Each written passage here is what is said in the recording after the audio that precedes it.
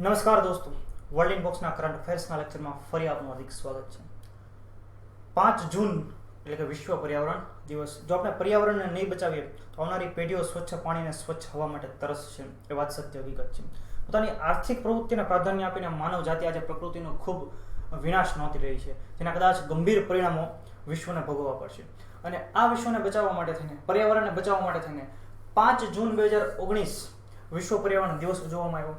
દર વર્ષે 5 જૂનને આપણે વિશ્વ પર્યાવરણ દિવસ ઉજવીએ છીએ. તો આપણે યાદ રાખીએ, પરીક્ષામાં અવારનવાર આ પ્રશ્ન પૂછાતો રહેતો હોય. તો 2019ના વિશ્વ પર્યાવરણ દિવસની થીમ કઈ હતી? તો એ થીમ હતી બીટ એર પોલ્યુશન, એટલે કે આપણે વાયુ પ્રદૂષણને બીટ કરવાનું છે. અને 2019ના વિશ્વ પર્યાવરણ દિવસનો યજમાન દેશ ચીન છે, આપણે યાદ રાખીએ સાથે. તો આ દિવસ ઉજવવાનો ઉદ્દેશ્ય શું છે? તો કે પ્રકૃતિ અને આપણી પૃથ્વીના રક્ષણાર્થે સકારાત્મક પર્યાવરણીય પગલાં ભરવા, વૈશ્વિક જાગૃતિ વધારવાનો, એટલે કે લોકોને પર્યાવરણ માટે જાગૃત બનાવવાનો દિવસ ઉજવવાનો ઉદ્દેશ્ય છે. અને સૌ પ્રથમ આ દિવસની ઉજવણી 1974માં કરવામાં આવી હતી. આ સાથે એક બીજી પહેલ પણ ભારત સરકાર દ્વારા શરૂ કરવામાં આવી છે. તો આપણા એક મંત્રી છે કે જે પર્યાવરણ, વન અને જળવાયુ પરિવર્તન મંત્રાલય સંભાળી રહ્યા છે.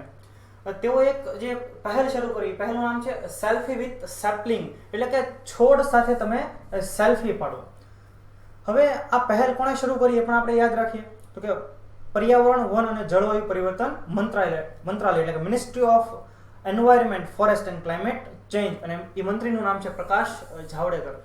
બીજી પણ એક બાબત યાદ રાખવા જેવી છે. તાજેતરમાં જ મધ્યપ્રદેશ સરકારે એક એવો રૂલ્સ બનાવ્યો કે જે લોકોને આર્મ્સનું લાયસન્સ જોતું હોય, એટલે કે કોઈ પણ વ્યક્તિઓને હથિયારનું લાયસન્સ જોતું હોય, તો તેને ફરજિયાત એક છોડ વાવવાનો, જ્યારે છોડ વાવે છે ત્યારે એની સેલ્ફી પાડીને મોકલવાની, 1 મહિનો રહીને ફરી પાછી એનું એ છોડનું કેટલું ડેવલપમેન્ટ થયું એની સેલ્ફી મોકલવાની. ત્યારબાદ તેની બધી સમીક્ષા કરવામાં આવશે અને પછી હથિયારના લાયસન્સની પરમિશન આપવામાં આવશે. તો આવી એક ઇનિશિયેટિવ, એક આવું પહેલ મધ્યપ્રદેશ સરકાર દ્વારા શરૂ કરવામાં આવી છે. તો આ બાબત હતી 2019ના વિશ્વ પર્યાવરણ દિવસની. સાથે 2018ની પણ થોડીક માહિતી મેળવી. તો 2018ના વિશ્વ પર્યાવરણ દિવસની થીમ હતી બીટ પ્લાસ્ટિક પોલ્યુશન, એટલે કે પ્લાસ્ટિક પોલ્યુશનને હરાવવાનું છે. હવે પ્લાસ્ટિક એક એવું તત્વ કે જેનો નાશ કરવો બહુ અસંભવ છે. વર્ષો સુધી તેને જમીનમાં દાટતા પણ તેવું જ રહે છે. અને તેને કારણે આજે આ પૃથ્વીનું વાતાવરણ, ક્લાઇમેટ ચેન્જમાં ઘણો બધો ફેરફાર થયેલો છે. તો 2018ની થીમ બીટ પ્લાસ્ટિક પોલ્યુશન. અને 2018નો યજમાન દેશ કયો હતો? તો કે ભારત. યાદ રાખીએ કે 2018નો યજમાન દેશ ભારત અને 2019નો યજમાન દેશ દુનિયામાં સૌથી વધુ પ્રદૂષણ ફેલાવતા દેશોમાંનો એક દેશ એટલે ચીન છે. પોતાની મનમાની કરી રહ્યા છે અમુક વિશ્વના અમુક દેશો. આપણે યાદ રાખીએ સાથે કે આ મંત્રાલય, પર્યાવરણ, વન અને જળવાયુ પરિવર્તન મંત્રાલયે બીજું એક ગીત પણ લોન્ચ કર્યું છે, જે ગીતનું નામ છે હવા આને દે. તો આને લગતા પણ પ્રશ્નો તમને પરીક્ષામાં પૂછાઈ શકે છે. તો આ ગીત લોન્ચ કરવાનો, આ ગીતનો હેતુ શું છે?